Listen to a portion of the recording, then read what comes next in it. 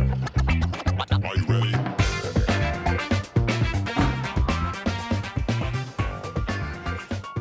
Hey guys, welcome to the Art of Comics. I'm your host, Andre Salazar. Today, I'm going to do something special.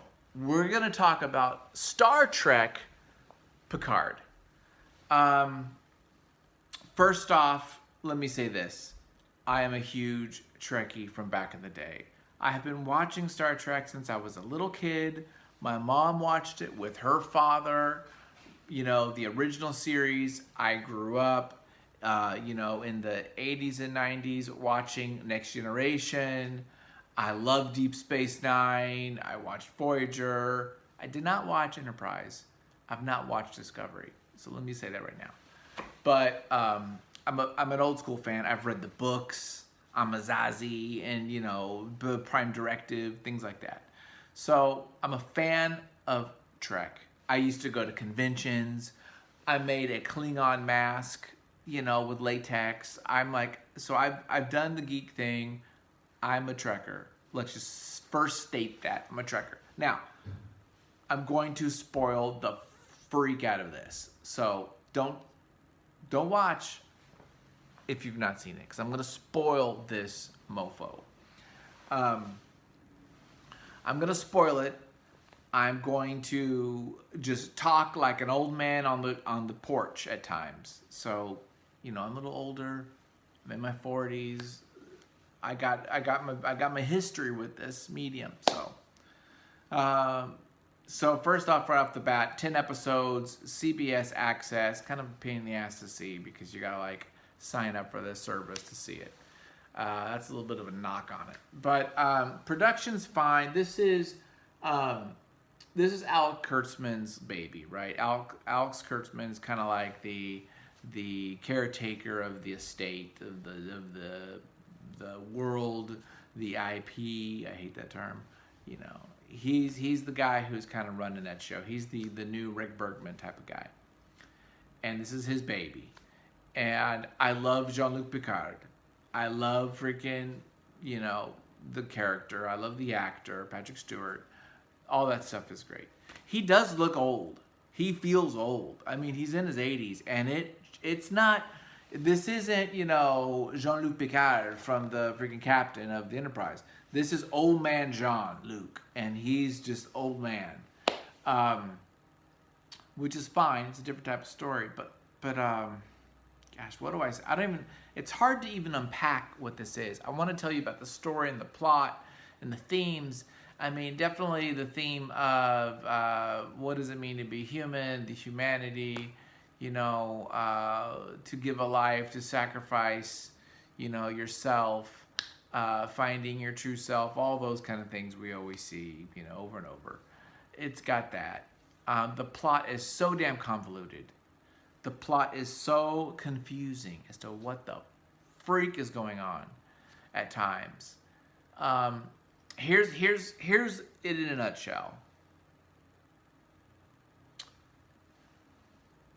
Data, after Data's death, they get a part of his positronic brain to replicate and create offspring.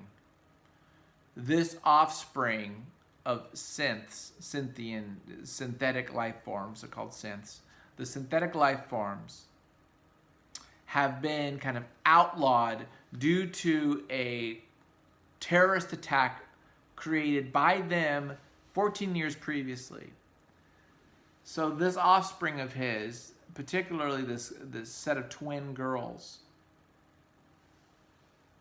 become a part of Picard's life, and he goes down the rabbit hole of this conspiracy of the Romulan Tal Shiar, which is like the KGB, CIA agents that have a mythology based around synthetic life forms destroying the universe.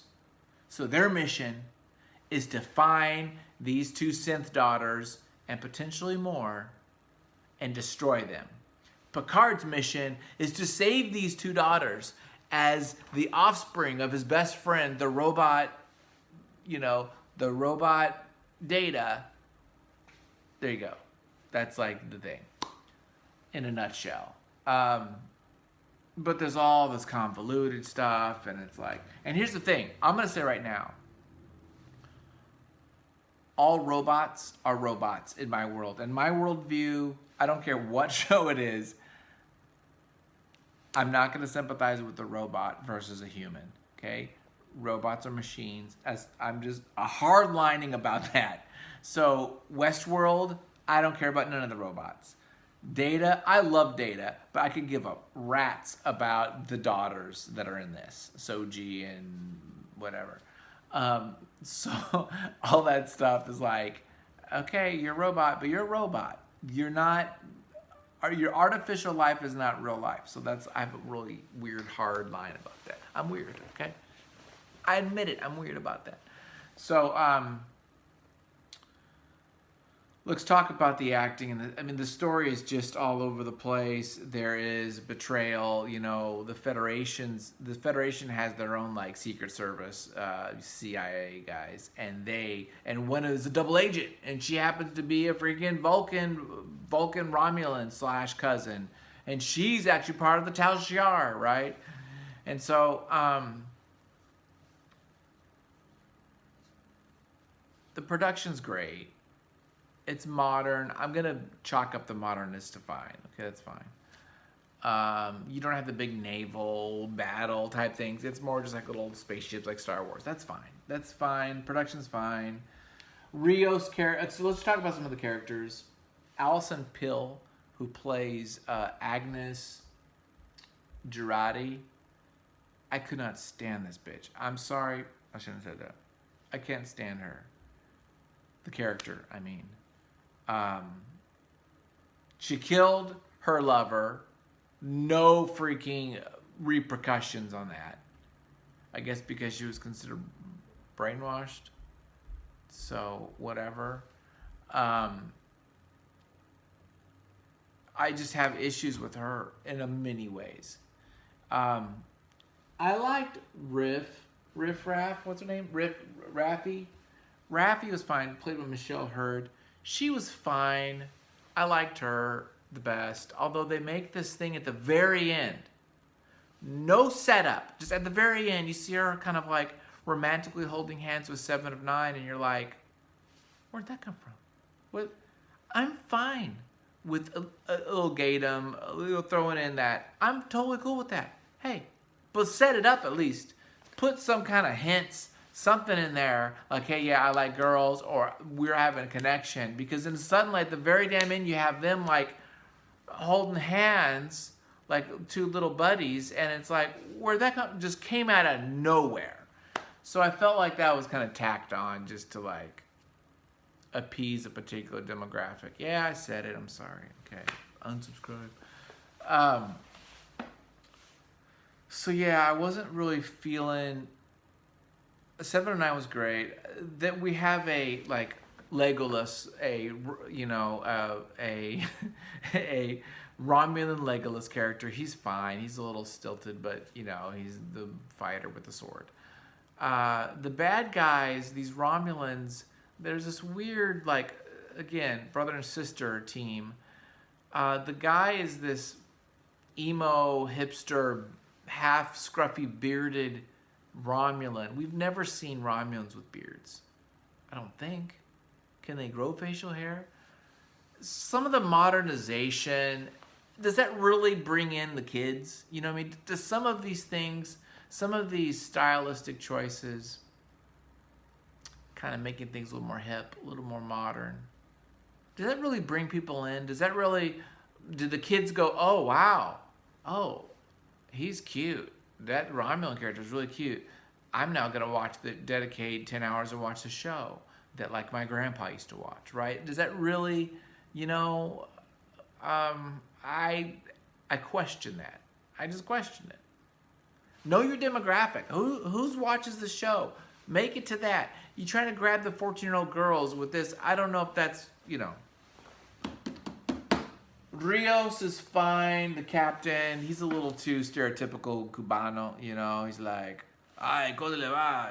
He's like, con pinche, que molleja. He's doing his little like Caribbean Spanish, kind of like, he got a Cuban cigar. He says mierda. He freaking plays soccer. I mean, it's a little too stereotypical. But hey, you got Latino.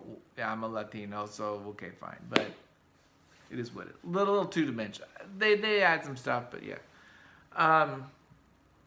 Rafi's probably the best as far as that goes. The drug use type of deal. Who else we got? Jerry Ryan, of course, 7'9". She's fine. Data is in it for a few scenes, the first episode and the last. It's just confusing. And then at the very end, they kill off Picard, and I'm like, they're not killing him off. They're doing season 2. I know they're not killing him off. So they don't kill him off. They take his brain waves and they put it in a new body. Which happens to be a damn artificial body of an 80-year-old man. It's the same as before. If you're gonna put me in an artificial body, young me up a little bit. I don't mean you don't gotta put me in a damn 20-year-old's body, but at least don't maybe put me in the exact same body I was in right before I died. And then they say, oh, don't worry, you won't be immortal. You won't live forever as an 80-year-old man. We'll make sure, we put a little timer in there so you'll just die naturally the way you would if you didn't have a brain cancer. So it's like, oh, so that means he could die tomorrow. I mean, who knows what that expectancy of, max 10 years, 11 years. So I felt like that was kind of silly. I mean, they did it because they got to keep the actor, right? I mean, let's just talk about it realistically. So if that's the case, then don't bother kill him. What's the point of that? You weren't fooling nobody. It didn't really add any bit to it. You get to have a little scene, which is kind of like the death scene with Data. But, I mean, I don't know if that really bookended the story. I think that's what they're trying to say. It's like, you sacrificing yourself for me, it's just like me sacrificing myself for you. And I'm okay. I just felt like, I don't know, man. I don't know. The plot was you had writers like Michael Chabon, who wrote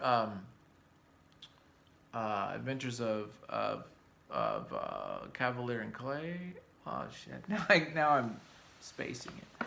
Pulitzer Prize freaking writer. So he does a lot of comics. You got the writers. I don't know. I felt like a lot of times, sometimes these stories, these shows say to themselves, this is too simple. The audience are going to be able to see this coming a mile away. We got to throw some curveballs. We got to throw some twists. And you put so many curveballs and twists into it, yeah, the audience can't see it ahead of time because it's so confusing. Instead of being like fun little oh, I didn't think of that, it's like, what the hell's happening? So there's got to be a clarity there's got to be some understanding and clarity of what's going on, right? You can have twists, you can have double agents, you can have the unexpected happen. But when you try to make it more complicated to give those results, but it's just complicated, and you got to sit here and draft out what's going on, to me, then you're missing something. So that's my big complaint. The plot was just all over the place. 2, some of the characters were weak and annoyed me to all hell. 3, that was it. That was really the major negatives. I'm neutral on the new creative kind of like flow production style. I can give that up. I'm fine. And I do love some of the characters. And Jean-Luc Picard is Jean-Luc Picard. What are you going to do? But I'm going to say this. Only if you're a big Star Trek fan, I'd watch it. If you're not a big Star Trek fan, I would say pass. Because I don't know if it's worth it. My wife watched it. She's not a Star Trek fan. But I think she had an okay time. But yeah, I would just say pass on that. There you go. That's my review of Star Trek Picard. I don't do these too much. I do mostly comics, right? But thanks for watching. I appreciate it. If you want to see some of my other things, check out my Patreon. I do things too. Here's a page I'm inking tonight. It's Boaz, little sci-fi. It's like heavy metal in the 70s. Alien world, different races coming together, a prophetic, occurrence. This young boy is gonna turn into something very cool, and a bunch of other stuff I do. So thanks a lot, you guys watching. Take care. See you guys on the other side.